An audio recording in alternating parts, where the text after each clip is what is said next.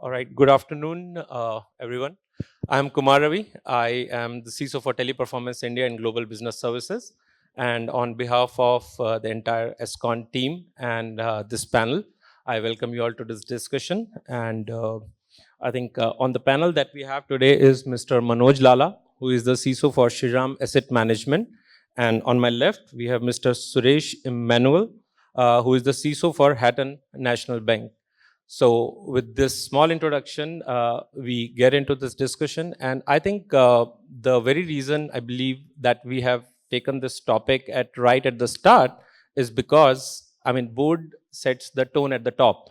And the involvement of the board that we have seen over a period of time has increased. And as we saw in the previous presentation by Prateek, I think one of the statistics that I just, remembered is we saw that 46% of the organizations have reported that the board is periodically reviewing the cybersecurity state. While this is a number, and yes, it is the reality today, but I think today we are going to discuss about the efficacy of the board's involvement and the challenges that we see or the improvement areas that we can see in this space. So we all know that we are into this world already where we see that cyber resilience is equal to business resilience, and the paramount importance that we have today, which has been given to cyber security, is although not for the very right reasons, but because of, let's say, the breaches that we see. I think it has given more reasons and more impetus to this topic in the boardrooms. Today, even the regulators like SEBI, RBI, they have given the guidelines that the board should provide an oversight on a periodic basis and be accountable for the cybersecurity strategy for the organization.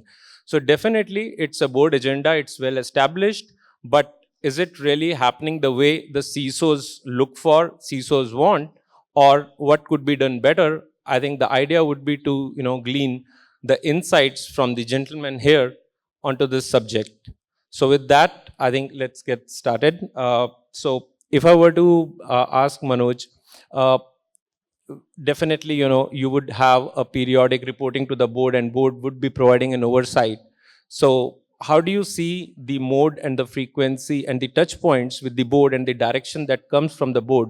What's your opinion on that? Maybe you could give your own experience, or as you hear from the industry, we want to hear the CISO's perspective as to how do they feel the board's involvement and what do they further aspire for? Yeah. Good evening. I'm Manoj. Good evening. I'm Manoj Lala from Shriram Asset Management. To best of my knowledge, most of the board members, almost I can say 85% to 90% board members, they are not aware about the IT requirement or cyber security requirements. Basically, they just want to have a report. Okay, what is the status, whether the audit has been done timely, whether any findings are there, not there, but they don't understand practical difficulty, what CISO is being faced during that audit being done, or when we go to the board for a budget. So they always say, okay, why it is needed, why we want to go for this and all other things. But today, cybersecurity has become very important, and most of the regulatory have started enforcing it, whether it's RBI, IRDA, SEBI, everyone has started enforcing it. It's mandatory to do it. So slowly they have started increasing the budget on cybersecurity. So they basically look into it, when we are investing, what outcome we are getting out of it, whether it is required, not required. They are only bothered when the regulatory enforce it. Otherwise, they are not much into it by what is required. That's what I can comment right now. Sure, thank you. And Suresh, your views about the subject? Yeah, first of all, thank you for having me here and a very good evening to everyone. So, in my perspective, actually, uh, the board actually can't be interested in something that they don't understand much, right? So, we actually, as a technology professionals or CISOs, it's also our job to convert these technology risk or these cyber risk into a business risk the way they understand, and also the way you can relate it to the business. Especially, I actually happened to came across a study done by McKinsey and the company recently. So based on that study, actually, the trust gap between the board and the top management, especially when it comes to the cyber security, is one of the key reason for cyber breaches. Because if you bring into the board perspective, right? So it could be probably sometime, if especially when you are a bank or a compliance related regulated organization, sometime it could be a checkbox type of activity. And also sometimes board also has a perspective, it never happened before.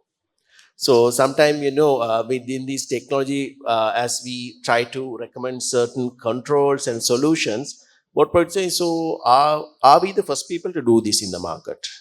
Or, it's never happened before. So is this investment, because we all know the most of the time, the cybersecurity investments are quite expensive.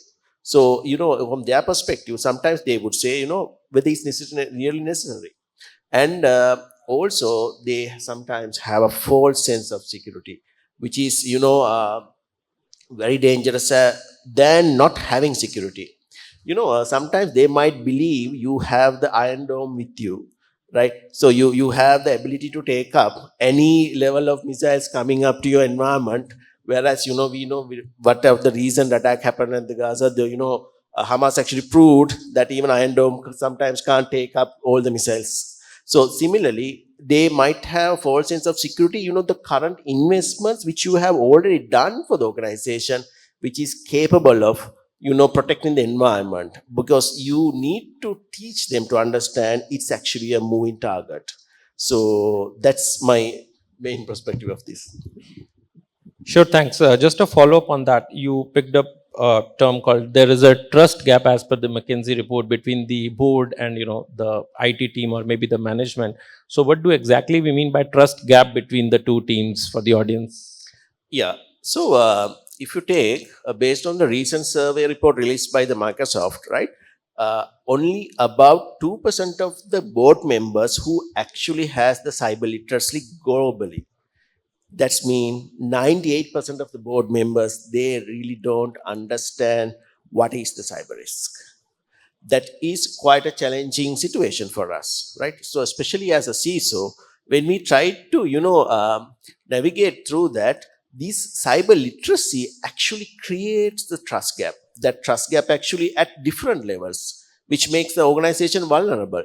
For example, board to C-suite level, C-suite to the top management level, top management to the regulators level, even C-suite to the external vendors level, I mean probably your suppliers level. So all these trust gaps actually creates more vulnerable, especially due to the cyber literacy. Sure, thank you. So, what we gather from Manoj is that there is not thorough understanding at the board level, and I think this is what is a common, I think answer that I get from both the panelists. They're asking for the ROIs. Any investment made, I think the board wants to understand that if we have spent the money, I think what's the ROI that we are getting? Of course, I mean, very difficult to answer, especially in the security parlance, because as we all see from a CISO's perspective, this is more of an insurance, and insurance generally doesn't have an ROI. And if there is an ROI, it's actually a bad day for us. Then better not to ask for an ROI. And then it's more of an enforced agenda rather than a proactive, thought or a concern coming in. If there is a regulatory body that's like, forcing the board to provide an oversight, I think that's what I gather. I think probably board would be, kind of moving. And on from your side, I think trust gap was one of the interesting fact that I gathered, and also that the again boards do not understand it very well, and again there is an education and awareness gap.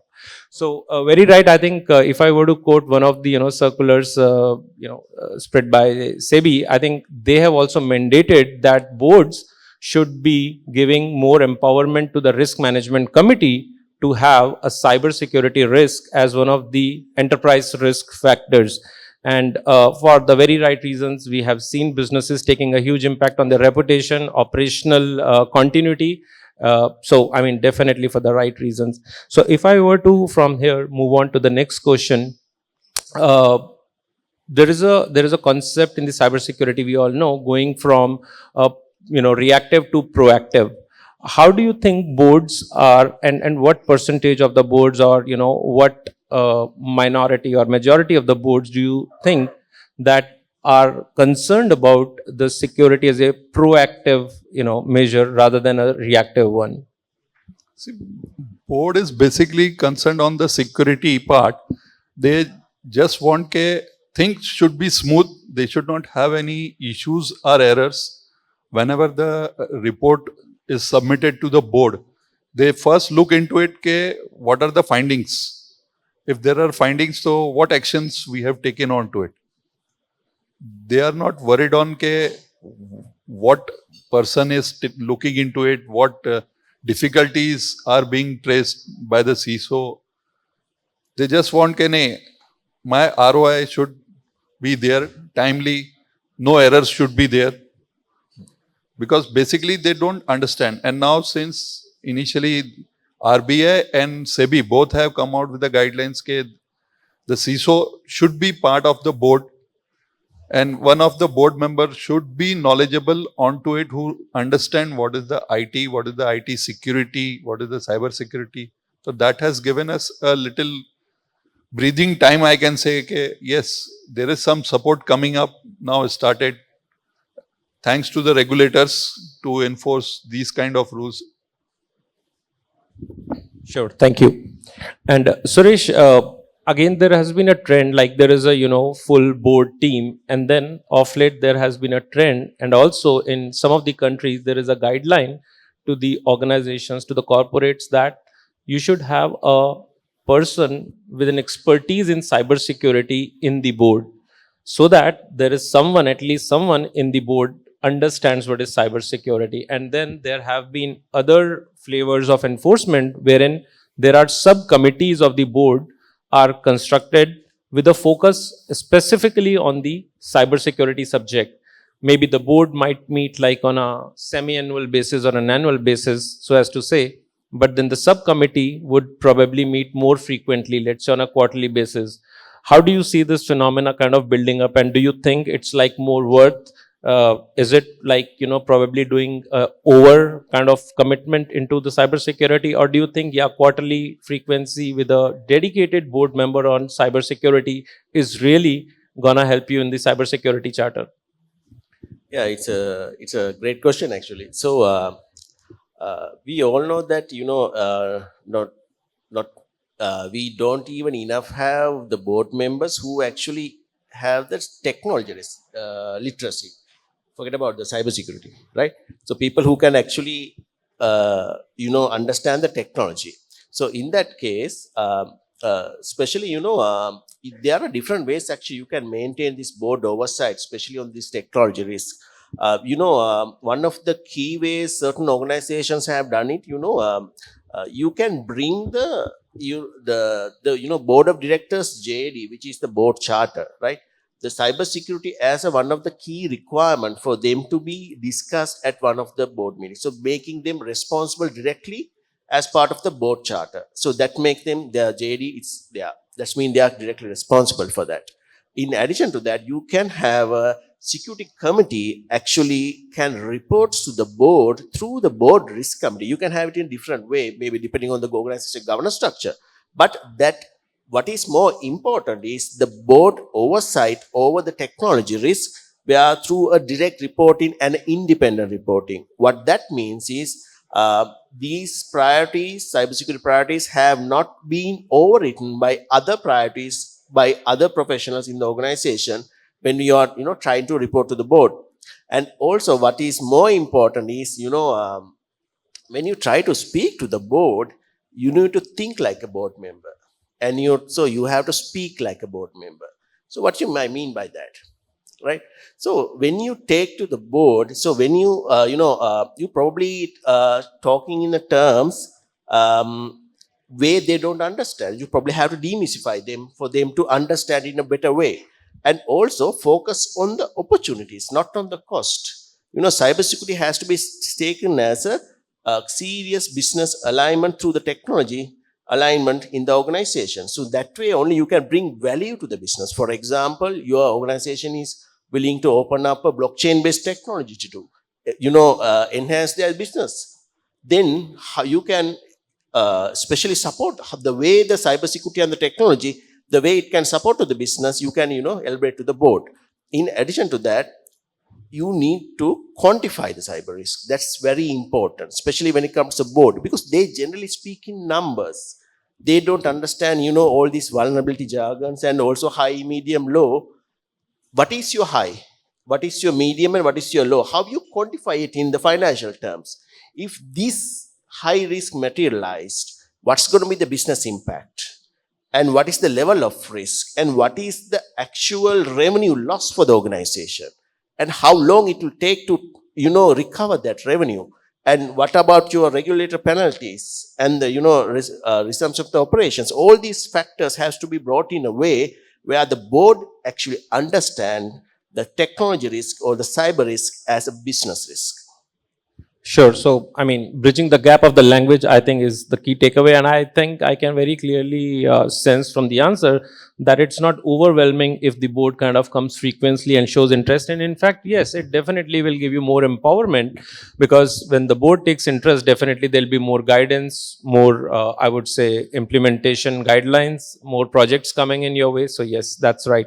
So, let me make it a little lighter by asking, while you have been presenting to the board through offline or online channels, what are the most top 2-3 tricky questions that came your way that put you on a spot and were difficult to answer, for the benefit of the audience? Because I'm sure most of us would have presented to the board and we would have our own kind of, experiences. But yeah, it's good to learn. I mean, if you can share, those were really difficult to answer at that time.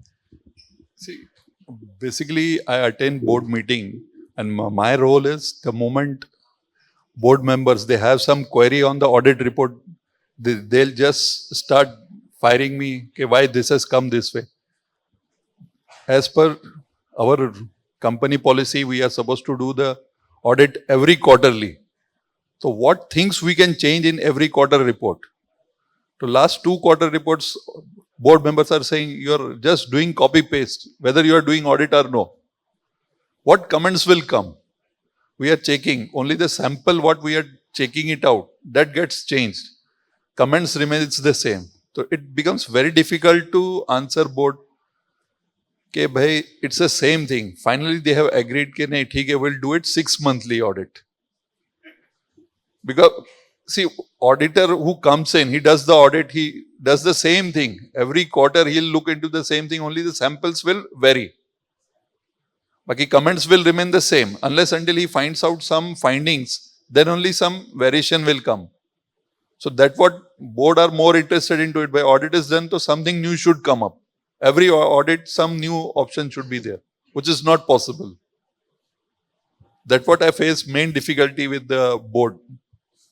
Yeah, very interesting and a practical one. So, I mean, it ultimately resulted in lesser work for you to, reduce the audit frequency. Great. Anything that you would like to share where you were really kind of put on spot and difficult to answer the question by board, because board can ask anything simply because of their curiosity, or maybe they don't know anything about the subject. So, from that perspective. So, I usually, go, when they ask, I usually fall in trouble, are we secured? So, that's the question generally when they ask. I can't actually give. When I say no, that means, didn't I do my job well? Did they say? If I say yes, they say, okay, then we are secured. So, what's up? Then I'll be, okay, are we really secured?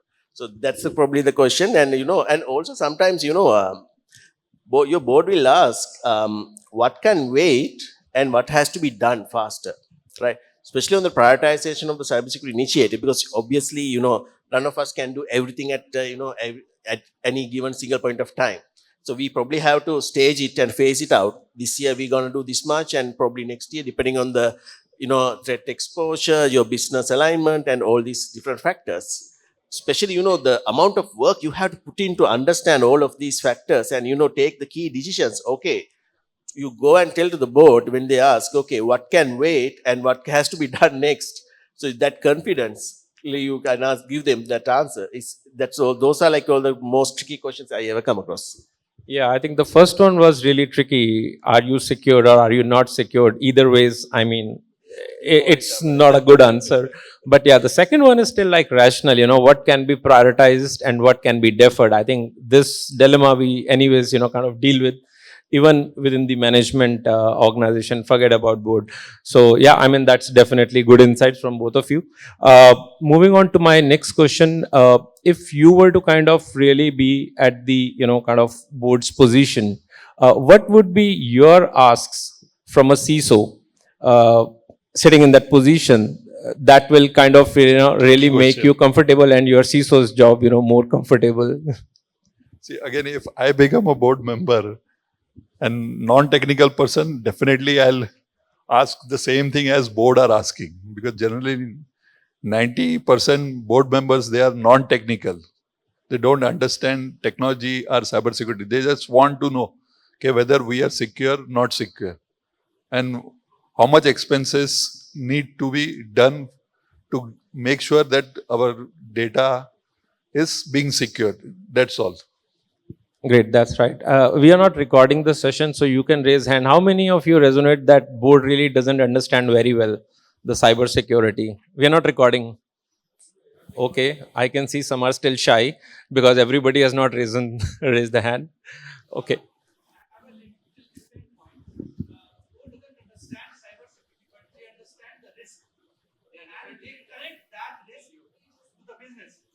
That's right. That's right. Absolutely. And that's where I think the language barrier or the trust gap, I think, as a concept that was brought in. So, rightly said, Bhavesh. Okay. So, from your side, if you were to be the board member, how would you make the life of a CISO, more convenient by asking the right questions, or what would be your guidance and expectation from a CISO?